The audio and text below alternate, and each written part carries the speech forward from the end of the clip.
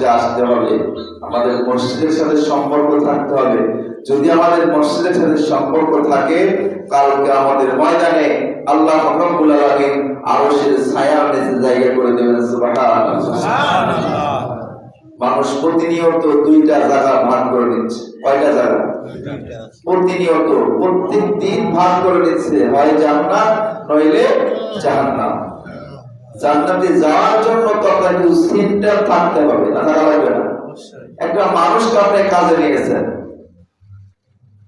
8 ঘন্টা বা 6 ঘন্টা 7 ঘন্টা কাজ করার পরে একজন মানুষকে আপনি পূর্ণাঙ্গ একটা হাজিরা দিবেন। একদিনের হাজিরা দেওয়া হবে, 500 হোক 600 হোক 200 হোক দেওয়া হবে। কিন্তু লোকটা দেখা যাচ্ছে 6 ঘন্টার মধ্যে মাত্র 1 ঘন্টা কাজ করেছে। বাপে কাজে নিয়েছেন, জমিনে গেছে, কিন্তু সে কাজ করে নাই, বসে থেকেছে। তাকে হাজিরা দেবেন না? কেউ দেবে? কোন গৃহস্থ কেউ দেবে না, কারণ সে কাজ করে নাই। তাহলে আমার আপনার মালিক যিনি রব্বুল আলামিন এই দুনিয়ার মধ্যে পাঠিয়ে দিলেন আমাদেরকে, যদি মালিকের কাজ যদি আমরা না করি, তাহলে জান্নাত চাওয়া বোকা মোনা চালা একবারে বোকা, বোকার ঘরের কথা।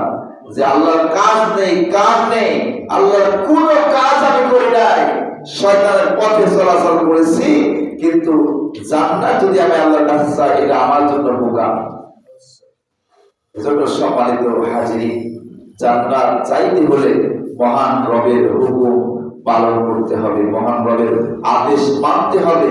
যেখানে যেমন ভাবে বলেছেন সেখানে তেমন ভাবেই মানা হলো ফরজ। রবের হুকুম মানা হলো আমাদের জন্য জরুরি। সম্মানিত হাজিরিন, সে রবের হুকুম মানতে গিয়ে সাংসারিক কষ্ট হবে, পারিবারিক কষ্ট হবে, শারীরিক কষ্ট হবে, মানসিক কষ্ট হতে পারে, কিন্তু এই সামান্য কষ্টের বিনিময়ে রব্বুল আলামিন আমার আপনার জন্য বিশাল জান্নাত নামের একটা জায়গা, নিয়ামতপূর্ণ জায়গা আমার আপনার জন্য নির্ধারণ করে রেখে দিয়েছেন। বলেন সুবহানাল্লাহ। সম্মানিত ভাইরা, আল্লাহ রব্বুল আলামিনের কালামে পাক থেকে যে আয়াতে কারিমাটা, যে সূরাটা দীর্ঘদিন ধরে আমি আপনাদের সামনে আলোচনা করতেছিলাম, আল্লাহ রাব্বুল আলামিন বলেন, ওয়া আমিলুস সালিহাতি ওয়া তাওয়াসাউ বিল হক ওয়া তাওয়াসাউ বিস সাবর। সূরা আসরের আয়াতের একটা অংশ পড়লাম। এই আয়াত থেকে আমি আপনাদের সামনে আলোচনা করতেছিলাম যে আল্লাহ রাব্বুল আলামিন এই পৃথিবীর বুকে মানুষ প্রেরণ করার পরে মানুষ ক্ষতিগ্রস্তের মধ্যে আছে। কারা ভালো আছে, কারা ভালো হয়ে দুনিয়া থেকে বিদায় হতে পারবে, তাদের কথা আল্লাহ রাব্বুল আলামিন বলতেছেন, যারা আমিলুস সালিহাত করেছে।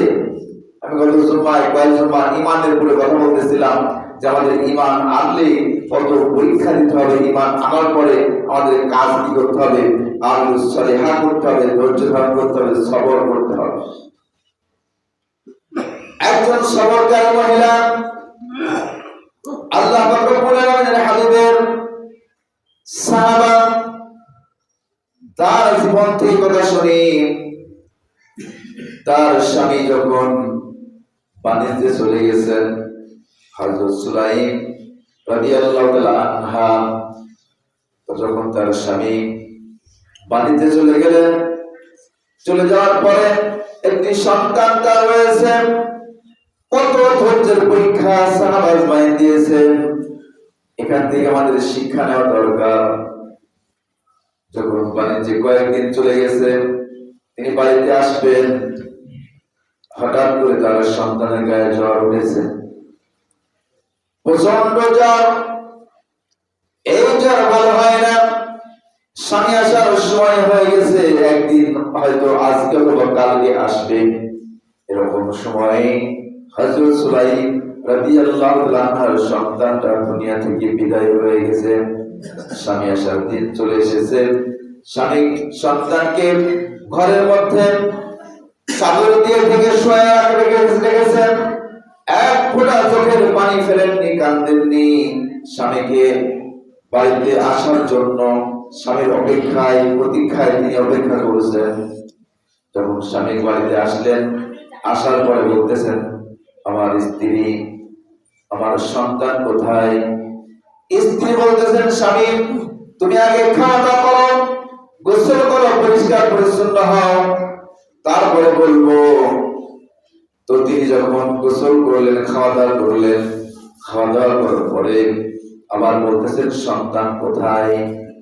তিনি বলছেন, সন্তান কোথায় তোমাকে পরে বলবো, আগে আমরা মেলামেশা করে নেই। যখন মিলন হয়ে গেল, হওয়ার পরে বলতেছেন, বলো আমার সন্তান কোথায়? স্ত্রী বলতেছেন, স্বামী তোমাকে কি করে বলি, আল্লাহ পাক রব্বুল আলামিনের ডাকে সাড়া দিয়ে তোমার সন্তান, আমার সন্তান দুনিয়া থেকে বিদায় হয়ে চলে গেছে। এবার স্বামী বলতেছেন, স্ত্রী গো তুমি কেন এতক্ষণ পর্যন্ত এই কথা বলনি?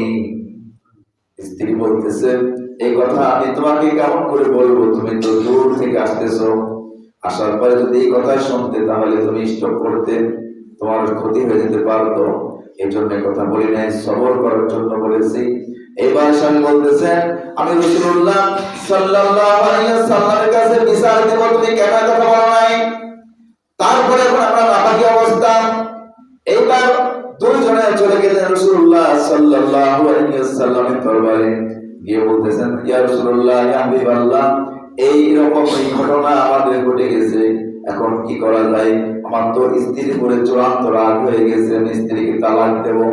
আল্লাহ বললেন, না, খবরদার না, তোমার স্ত্রী তোমাকে ধৈর্যের পরিচয় দিয়েছে, তোমার সন্তান দুনিয়া থেকে বিদায় হয়ে গেছে, তোমাদের এই মেলামেশার কারণে আল্লাহ পাক রব্বুল আলামিন তোমার এই সন্তানের চাইতে আরো উত্তম সন্তান তোমাদেরকে আল্লাহ দান করে দেবে। সুবহানাল্লাহ। ধৈর্যের পরীক্ষা, সবর, সবর তো এরকম। কিন্তু আমাদের কি হয়, যখন কোনো মানুষ দুনিয়া থেকে বিদায় হয়ে চলে যায়, কান্নার রোল পড়ে যায়। আল্লাহ নবী সাল্লাল্লাহু আলাইহি ওয়াসাল্লাম বলেছেন, যে ব্যক্তি রোদন করে কান্না করে মানুষ মৃত্যুর পরে, আল্লাহ রব্বুল আলামিন বলেন যে সে ব্যক্তি যেন আমার সাথে যুদ্ধ করার জন্য প্রস্তুতি নিচ্ছে। এজন্য সবরের দরকার আছে না নাই? ধৈর্যের দরকার আছে। দুনিয়ার মধ্যে আসলে বিপদ আপদ মুসিবত আসবেই, এজন্য আমাদের কি করতে হবে? সবর করতে হবে, ধৈর্য ধারণ করতে হবে, ধৈর্য ধারণকারীদের সঙ্গে আমাদের থাকতে হবে। তো সম্মানিত হাজির, আল্লাহ রব্বুল আলামিন আমাদেরকে এই শিক্ষা দিচ্ছেন। আল্লাহ তাআলা বলেন, যাদের তোমাদের পরীক্ষার জন্য দুনিয়াতে পাঠিয়েছি, তোমাদের পরীক্ষা দিয়ে কে কত উত্তম আমল করে এই দুনিয়া থেকে আসতে পারো, আমি সেটা দেখতে চাই। আল্লাহ তাআলা বলেন, ওয়ালাকাদ ফাতান্নাল্লাযীনা মিন ক্বাবলিহিম ফালায়া'লামান্নাল্লাহুল্লাযীনা সাদাকু ফালায়া'লামান্নাল কাযিবিন। আল্লাহ বলেন, আমি তো তাদেরকে তাদের পূর্ববর্তীদেরকেও পরীক্ষা করেছিলাম। আল্লাহ অবশ্যই প্রকাশ করে দিবেন কারা সত্যবাদী ও কারা মিথ্যাবাদী। এটা প্রকাশ করতে পারে কে বলেন? কে সত্যবাদী কে মিথ্যাবাদী এটা প্রকাশ করতে পারে আমার আপনার রব রব্বুল আলামিন। বলেন সুবহানাল্লাহ। কারণ আল্লাহ অন্ধকারে দেখেন, আলোতেও দেখেন, সমুদ্র গহীন তলদেশে পাথরের সাথে মাটির সাথে লাগানো ছোট্ট ফোঁটা তার ক্ষুধা লাগলে আল্লাহ তাদের দেখেন। সে মহান রব বলতেছে যে আমি সব কিছুর খবর রাখি, আমি তো সর্বাত্ম জ্ঞানী, এত বড় জ্ঞানী, মহাজ্ঞানী, মহাবিজ্ঞানী, সবার সৃষ্টি, সবাইকে সৃষ্টি করেছেন সে রব, আমাদেরকে দেখতেছেন। সুবহানাল্লাহ। তাহলে সে রব বলতেছেন, আমি তোমাদেরকে পাঠিয়েছি দুনিয়ার মধ্যে পরীক্ষা করার জন্য। পরীক্ষা না দিয়ে তোমরা কেউ পাস করতে পারবে না। সম্মানিত ভাইরা আমার আপনার নবী, দয়ার নবী রাহমাতুল লিল আলামিন এই দুনিয়ার মধ্যে পরীক্ষা দিয়েছেন কি দেন নাই বলেন? এত পরীক্ষা রাসূল সাল্লাল্লাহু আলাইহি সাল্লাম দিয়েছেন, যার মাতৃভূমি তাকে ছেড়ে দিতে হয়েছে। মাতৃভূমি ছেড়ে আল্লাহ নবী মুহাম্মদ রাসূলুল্লাহ সাল্লাল্লাহু আলাইহি সাল্লাম মদিনাতে যেতে হয়েছে। 3 বছর কারাগারে থাকতে হয়েছে। এমন জায়গায় কাফেররা বন্দী করে রেখেছিল, সবে আবু তালেবের বন্দী করে রাখা হয়েছে। 3 বছর পানি দেওয়া হয় নাই, খাবার দেওয়া হয় নাই। মানুষগুলো খাবার অভাবে গাছের পাতা খেয়ে খেয়ে, গাছের ছাল খেয়ে খেয়ে তাদের এমন অবস্থা হয়েছিল, মাতৃস্তনে মহিলাদের দুধ ছিল না, শিশুকে দেওয়ার মতো দুধ ছিল না। এত কষ্ট, এত পরীক্ষা আল্লাহ নবী মুহাম্মদ রাসূলুল্লাহ সাল্লাল্লাহু আলাইহি সাল্লাম দিয়েছেন। আবার আমাদের জাতির পিতা ইব্রাহিম আলাইহিস সালাম কত পরীক্ষা, আমাদের পরীক্ষা